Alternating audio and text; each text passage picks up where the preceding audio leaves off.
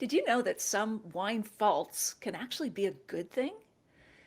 Also, there are some very lesser known wine regions that should be on your radar, at least to try the wines, if not to visit the regions. And can learning about wine sometimes decrease your enjoyment of it? I know that sounds perverse, but it's true in some cases. Well, you're going to get all those tips and more from our guest tonight, Nikki Goddard, who's with me now, and I'm going to get to introducing her fully in a moment. Um, if you're watching this video on the replay, please, in the comments, type replay. Where are you logging in from? And if you're here with me live, then let me know. Where are you logging in from? What's in your glass? Which wines have you discovered? I really want to hear from you throughout this discussion. What points or tips are your favorites? What questions haven't we answered for you? I'm Natalie McLean, and I teach online wine and food pairing classes at nataliemclean.com. And we gather every Wednesday at 7 p.m. Eastern to talk to the most interesting people in the world of wine, like Nikki. Now, Nikki has kindly agreed to offer one lucky winner an online tasting with her. She'll be in touch with you to set it up in terms of a theme and that sort of thing. She'll let you know which wines you can buy. So that'll be great.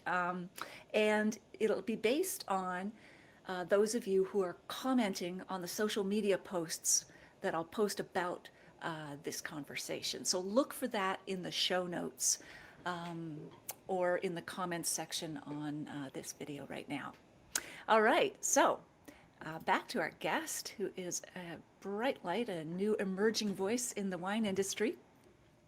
Let me just get to my notes here. She is a wine writer and educator based in Oakland, California. She's written for JancysRobinson.com, Delectable, Wine Folly, the Spruce Eats, Liquor.com, Edible East Bay, and many more. She holds a WSET Diploma and previously co-owned the Barrel Room, a wine bar in San Francisco. And she fell in love with wine while studying textiles and apparel at Cornell University. And particularly those wines at the Finger Lakes were her introduction to everything wine. So, Nikki, welcome. I'm so pleased that you're here with us. Thank you. It's great to be here. Awesome. So let's start with a couple of stories you were sharing with me before we got going here. You previously have had lots of different interesting jobs and positions related to wine, but one time you were giving a recommendation, I think it was in a wine store, that turned out to be a little too perfect in terms of which wine you recommended. What was that? Yeah, so I had a customer come in and she was describing the types of wine that she liked to drink, and her palate was really similar to mine. I drink a lot of natural wine. I drink a lot of light, kind of juicy, chillable reds. And so she comes in and she's describing, exactly that. And I'm like, I get really excited. I'm like, oh my God, you have to try this wine. It's like a super low alcohol Zinfandel from Brock Cellars. It's like my favorite producer in California. And I'm just like going on and on about the wine. And she's like, yeah, the winemaker is my boyfriend. So I've had that wine a lot before. That's great. What are the odds? Oh my goodness. Low. But I guess it makes sense that that winemaker's girlfriend would like that kind of wine. Yeah. Well, they are certainly a match, at least palate wise. So did she end up buying the wine, or did you push her to another one? I would think she's got enough stock at home of that wine. Else. Yeah, I don't remember what she went with instead, but it was probably something pretty similar. That's great. Now, you were also working with wine.com online and answering customer questions and help. You got another unusual request there. What was that? So it was a very entertaining job a lot of the time because we would just get all sorts of questions from customers. A lot of them were, just can you help me choose a wine? And then sometimes they would be a little more unusual. And so one day I was chatting with a college student who asked me, he said that he had been learning about ancient Egyptian mummification processes, and he was learning about how they used palm wine to embalm corpses. And Calm wine? Is it calm or palm wine? Like Calm, palm tree? like with a C. Oh, palm tree. Got it. Sorry. Yeah. And so he said, do you have anything that is somewhat similar to that so I could replicate this process as closely as possible? And we ended up having this like a 2-hour conversation. It was almost like sometimes it was like being a bartender, you end up Right. being more of a therapist. Yeah. So this really long conversation with this kid about his interest in studying death and like post-death practices. And I was like, well, we don't have any palm wine, but maybe Retsina would be a good option. It's like this Greek wine made with pine resin. And I think he ended up buying it, but then we had this whole discussion about how he was like feeling insecure because he had this obsession with death, and Oh my goodness. people were judging him for it. And I just walked away from the chat and I was like, I really hope that was for a school assignment. Yeah, And not a serial killer. Wow. Yeah. That is amazing. I'm sure you got all types of calls and questions on that at that job. Now, one more that you had mentioned, you were tasting wine with friends, or you were giving them a blind tasting. What happened with that? So, I don't know if you're familiar with this study that often gets circulated around the internet. Was conducted at the University of Bordeaux by Frederic Rocher. Okay. And it's like that. So there's always articles that say, oh, like wine experts can't even tell the difference between red and white wine if you put food coloring in the white wine. Yeah. And so it bothered me because that would pop up every couple of years in really popular publications. And I felt like it was really doing everyone a disservice because it's trying to get people to say like, oh, wine tasting is like, it's not legitimate and like don't even bother. And I was like, well, that's just not true. Like I know a lot of people who can accurately blind taste wines. And so I decided to dig into that study a little further. And I actually found the original paper that Frederic Rocher had written. And the methodology of the study was not what is ever reported. And also it didn't really prove anything because what he actually did was so it wasn't wine professionals, it was undergraduate students. And he had them come in 2 weeks apart. And the first time he gave them a red Bordeaux and a white Bordeaux, and he asked them to write tasting notes. And the second time they came in 2 weeks later, he handed them back the tasting notes they had written, and he gave them 2 glasses. One was the same white wine they'd had before. Okay. The other was the same white wine with red dye in it. And the dye was specially designed not to alter the taste or smell of the wine. Okay. And so he had them retaste the wines, which he said were the same 2 wines, and assign a set of the tasting notes they had previously written to each of the wines.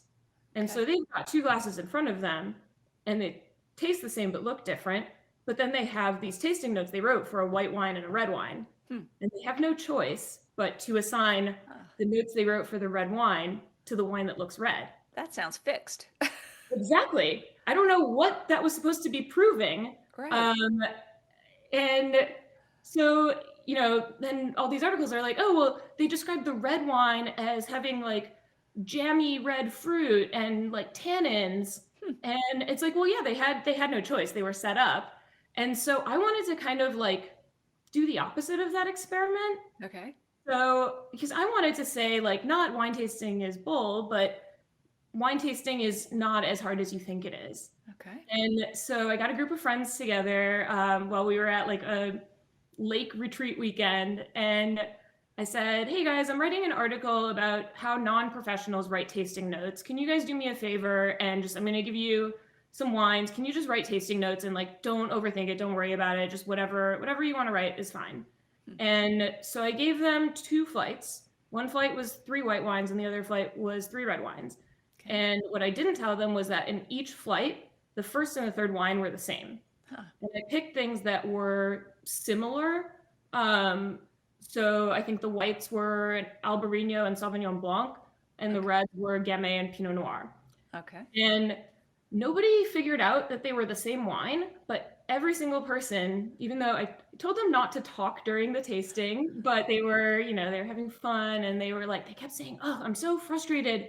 I'm like so bad at describing wine because I keep writing the same description for the first wine and the third wine. And it's like running out of things to say. And, the whole time I'm sitting there, like, just trying not to smile. Yeah. And then at the end, before the big reveal, I asked them all, what was your favorite wine? Every single person said either 1 and 3 or 2. And I Okay. said, well, guess what? 1 and 3 were the same wine. Huh. And even though you didn't figure that out because you didn't expect that I was tricking you, you perceived them the same way. And it was this like Great. light bulb moment for everyone. They were like, oh my God, like, you're right. I do know more about wine than I think I do. That is a And great story. Yeah. it was so much fun. And I have all these ideas for similar experiments that I want to do. Oh, what other experiment would you do? Oh, I can't think of any right now. Oh, that's okay. I have a whole list of them. Yeah, that's all But right. I actually really want to write a book about it. So I guess you're going to have to wait for the book. Wait for the book. Yes, we will. We will. I think you should, because that would be great. And all the different experiments could be things that people do at home to learn, or with a group, like an informal wine club. Like, let's do this one, like the one you just did, and that sort of thing. Yeah, That'd be great, Nikki. The plan for the book is to have like each chapter based on a different experiment that proves a different point, and then there will be a little version of it that people can recreate at home. Awesome. That's great. If any publishers are listening right now, I would love to have a book deal. Yes, yes. Hear that. Agents and publishers. Nikki is available, and she's a great writer, so jump on that before she gets taken.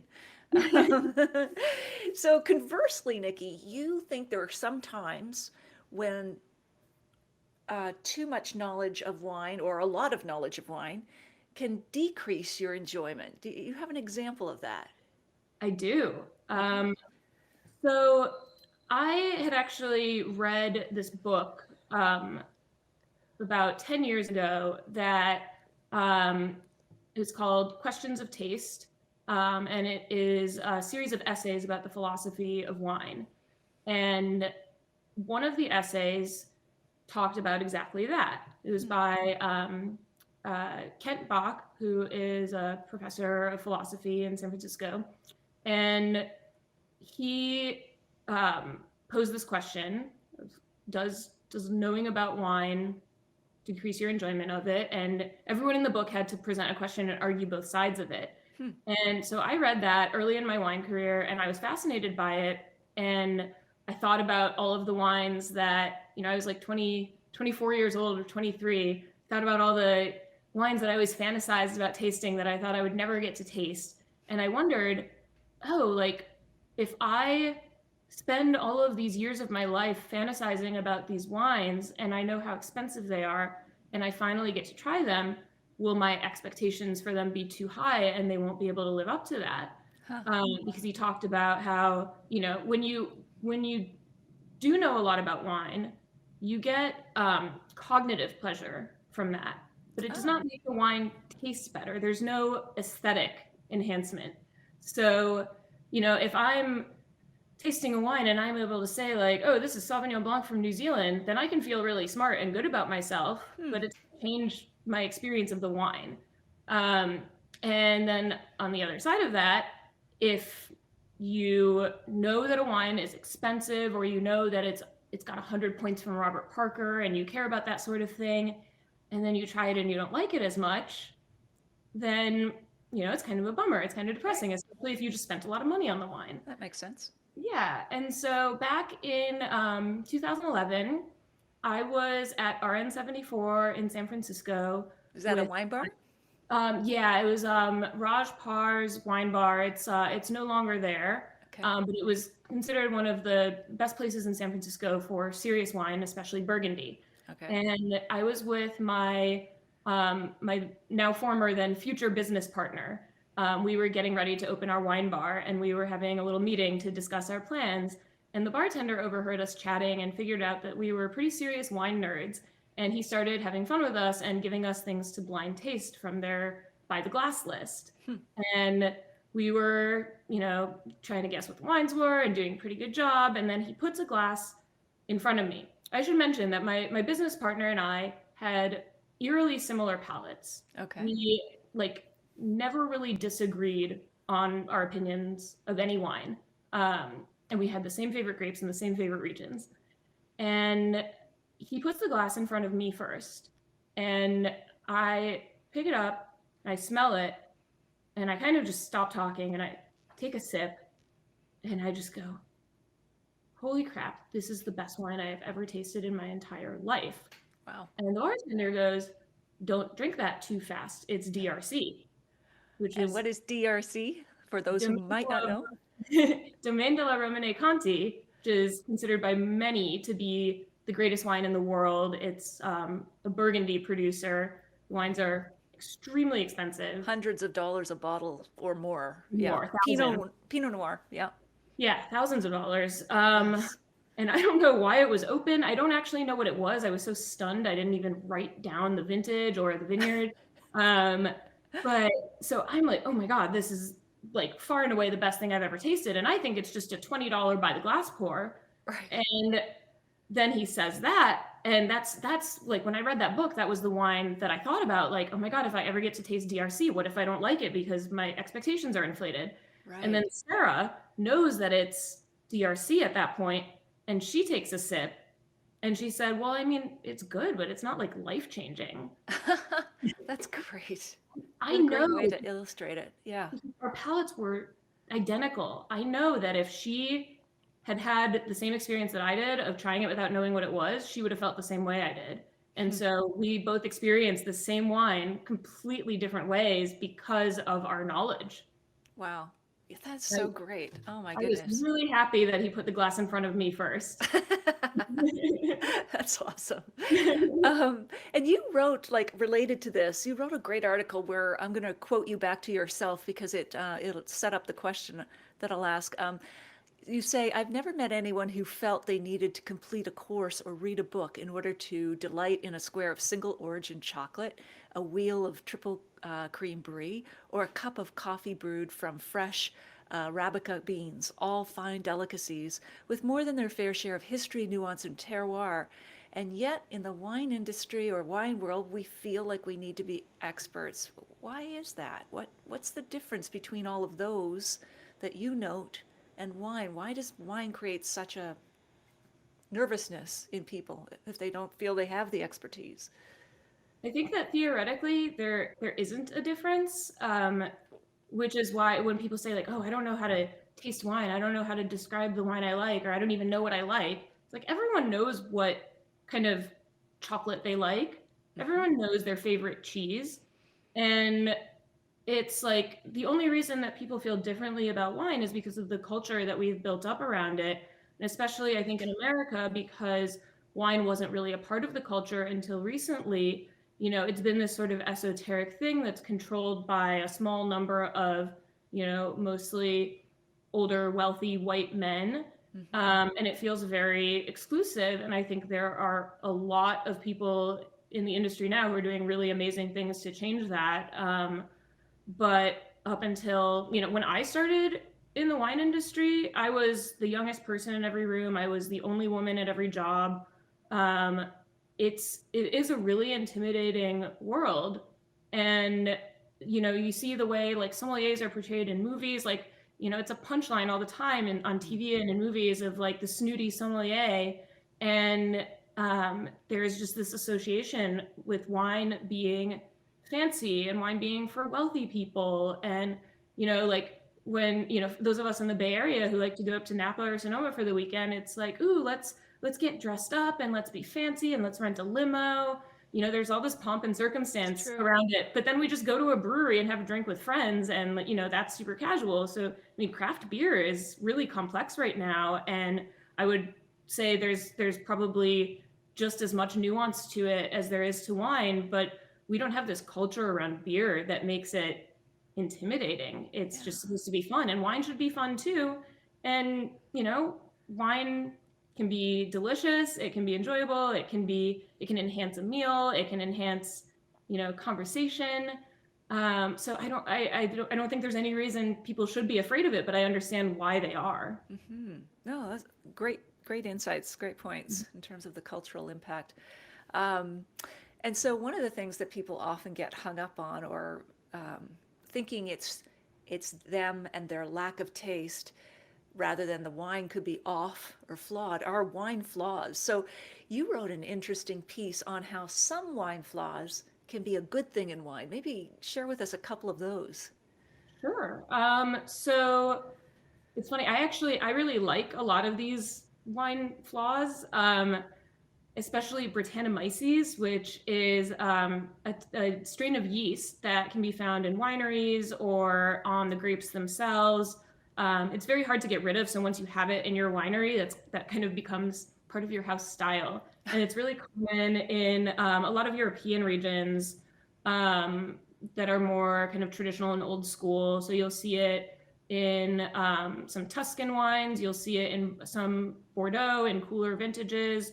You'll see it in some like old school Napa cabs. Why does it come in on cooler vintages, say in Bordeaux, whereas in Napa I it's said that by warmer? accident. It's not. Oh, That's okay. not. Yeah. I was thinking of a different flaw, and I got ahead of myself. Oh, no worries. But what does it smell like? Brettanomyces.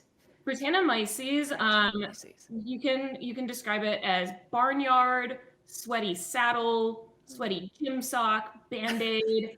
Nothing that sounds appealing No. at all. For me, it actually it's like, you know, the original chapstick, the unflavored one? Vaguely, yeah. Yeah. Okay. It's like I'm a that. chapstick addict. So whenever I smell chapstick in a wine, I'm like, oh, there's Brett.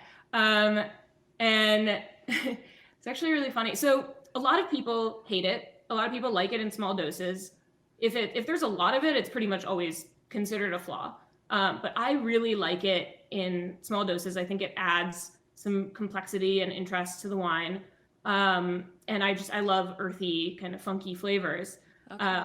And I had a coworker at a wine shop he was our Italian wine buyer, and he really hated Brettanomyces. And I remember coming into work one day, and he was all excited. He said, "Oh my God, Nikki, I had this wine the other day that I thought you would love. It smelled like a horse's anus." Oh, gosh. And I was like, "You're right. That sounds delicious." Oh, yay. Pour me another. Wow. Did you try the wine? Did you actually get to try it? I don't think so. I think that someone had brought him a sample, Okay. and he didn't have the Good. bottle anymore. But it's funny because it's such a personal thing, and also, everyone has a different threshold for detecting things like that. Like, some people are really good at picking up a corked wine, which is a flaw that is always bad. And that smells like musty, wet cardboard type thing? Damp basement, wet cardboard. Yeah. Yeah. So, some people are more sensitive than others to all of these flaws. And so, some people might dislike Brett because they can pick it up more easily. Okay. Some people, when you open a corked bottle of wine, they smell it from across the room, and other people have to kind of like take a sip before they realize. And that doesn't really have anything to do with how good of a taster you are. That's something physiological that you can't control. You can Yes. practice and get better at it. Yeah. But it's really like this biological thing. It is, and it reminds me, Nikki, of the whole super taster thing, which I know that can be a misnomer, but I was tested for that, and I'm super sensitive to bitter because I'm in that little super taster, whatever, turbo taster category. But it's a sensitivity thing, and they even talk about the cilantro gene. Was it who was that famous Julia Child? She thought everything that had cilantro tasted like soap. So they are peculiarities of the palate that aren't necessarily the wine. Yeah, I think I might be the opposite of a super taster because I love strong flavors. Okay, so you're tolerant, maybe. Like Robert Parker was tolerant, I think. Oh yeah. Or they think he was. Yeah, I mean, maybe that's why I like the flaws more. Like, I can never have enough lemon on my food. I love salt. I really want things to be kind of like, when I like them, I want them to be like maximum flavor. Yeah, that totally makes sense. Is there one more flaw you wanted to highlight that could be a good thing sometimes? Oxidation. Okay. That happens when wine is exposed to air. So that can happen during the winemaking process. If you use open top fermenters, or if you're aging in oak barrels, which are porous, winemakers have the ability to control how much oxygen gets into the wine during winemaking. And it can also happen if wine is stored incorrectly. So if you have a bad cork and air gets into the wine while it's stored, the wine can end up being oxidized when that's not the style of wine it was supposed to be. And so oxidation gives this really like nutty kind of savory umami character to wines. And I drink a lot of intentionally oxidized wines. I absolutely love them. A lot of the white wines from the Jura In France, okay. France, Yeah. and certain styles of sherry. I just think it adds like this really kind of like savory, satisfying character when it's done correctly. Yes. But Are orange wines kind of like that? Are they a little bit um, more oxidized? um, I'm not sure. I think it can be, but it's not part of the process. yeah. Yeah. Yeah. Okay. Oh, that's interesting. Yeah. No, that's it's definitely a taste. Even like aged champagne, as it ages, it becomes sort of nutty, and well, Mhm. all wines sort of slowly oxidize as they age. Right. So it is again, it's a matter of taste in a lot of these things. Yeah. Yeah. Yeah. Mhm. So let's talk about just a couple wine regions that we should know about that are lesser known, that we should either be trying the wines or visiting the regions. Maybe you can talk about one or two of those that come to mind. Sure. Well, my absolute favorite is Goriška Brda in Slovenia, Hmm. which is near the Italian border, right by Friuli. So Okay. the wines are very similar. Actually, when you go to either of those regions and you're driving around visiting wineries, if you're going from one winery in Slovenia to another winery in Slovenia, you might drive through Italy for a bit on the Oh, way. okay. And so I've been to Slovenia twice, and both times I went to Goriška Brda because when I first started learning about Eastern European wine back in, I would say maybe 2010, 2011, I got really excited about all the Slovenian wines I was trying, and I just found that they really had like all of the characteristics that I look for in wines. There's a lot of orange wines, which I drink. I drink probably more orange wine than white wine because I just find it like really refreshing. It has this like salinity. It has an earthiness. It's kind of like it's more substantial than white wine, but it's refreshing. And just for those who might not be familiar, orange wine is kind of, I should have defined this earlier, but skin fermented, like they leave the skins on longer than you would for white wine. Mhm. So it gets that tint, but also some of the savory characteristics from the skin contact. Yeah, and it gets some tannin as well because that's where tannin comes from. And Yeah. white wine doesn't usually have tannin because there's no skin contact. Right. So yeah, I feel like orange wines are just great for food, especially if you're having a meal that you have a lot of different dishes. It kind of goes with everything because it's substantial enough to pair with heavier food and it's got enough acidity and brightness to pair with lighter food. So I was really drawn in by the orange wines and by some of the interesting native varieties they have there, like Rafashk and Friulano. And the more I learned about Slovenian wines, the more I just like was dying to go visit this region. And then in 2013, I was going on a trip to Italy and I was looking at the map and I was like, oh, Slovenia's right there. We should stop by and check this place out. And it just blew my mind. Everything about it was just perfect. It was very like unspoiled. It's an absolutely beautiful country and there's not really like a visible impact of tourism, especially from Americans. I think in the maybe 2 weeks I've spent there, I've talked to maybe 3 Americans total. And most of the tourists are from, neighboring countries. And so you don't really see like big chain restaurants. Everyone has their own gardens where they grow like all the produce and, they have their own cow and they make their own cheese and meat. And so everything is just like the freshest, best ingredients you've ever had. Last time I got home from Slovenia, we were like, oh my God, we need to like learn how to cook Slovenian food. And then we got home and we were like, Slovenian food is just like really good ingredients. Like we need to get a cow. Let's get a cow. It's like possible to recreate because it's not really the recipes that are unique. It's more just about like everything being so fresh and vibrant and full of life, and the wines are that way too. And then the wines pair so beautifully with the food. And so, a few years later, when I was going back to Europe, I was like, okay, I need to like spend more time in this country. And I don't think I've ever had a bad wine or a bad dish from Slovenia. It's, Wow. I think everyone should go there and message me if you want tips, because I have all of them. Excellent. Thanks. Is there another, that sounds great. I got to put that one on my list. I actually haven't been there. Is there one more region you would like to highlight? Sure. So I haven't been to this one yet, but Cours-Cheverny in the Loire Valley is a pretty unknown region. They make white wine from a single grape called Romorantin, which I believe is a descendant of Chardonnay. And the wines are just like everything I like about white wine. It's very similar to Chenin Blanc in that it's kind of textural and weighty, but with really vibrant acidity and kind of this like apple dipped in honey flavor and a lot of minerality. And it's a really like affordable but great wine because nobody knows about it. So if you like to drink, Vouvray or Sauvignon or even like white Burgundy, this is a wine you can get like a really good one for $20. Oh.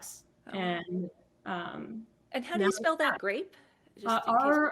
R-O-M R-O-M-O-R-A-N-T-I-N, I Okay, think. great. You didn't realize this would be a spelling bee as well as an interview, right? Now for 60 points, spell. That's good because people just, even if it's close, and I'm sure it's fine, people will wonder what that grape was to Right. be able to look for it for sure. Yeah, great.